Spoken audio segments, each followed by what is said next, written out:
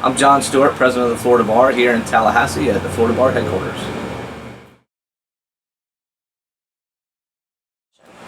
I recently had the pleasure of arguing before the Florida Supreme Court on the issue of the parental leave rule. The rule is intended to allow for up to a 3-month continuance for anyone subject to parental leave.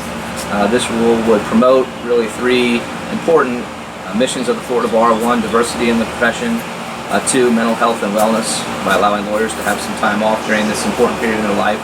And 3, protecting the public so that the client can assure that they can have the attorney that they would like. While we recognize in hearing the court's questions that the rule is probably not perfect, we think the rule makes progress. Perfection can be the death of progress, and so we're hoping that we'll find a way to make progress in this arena. The Board of Governors recently approved a voluntary registration for online legal service providers. This rule still requires Supreme Court approval.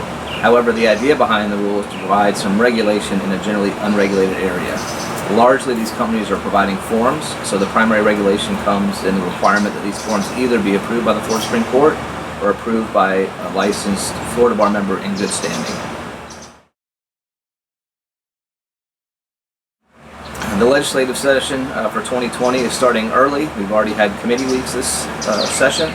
The Florida Bar's primary mission is to assure the advancement of the legal profession and to assure an adequately funded judicial branch of government.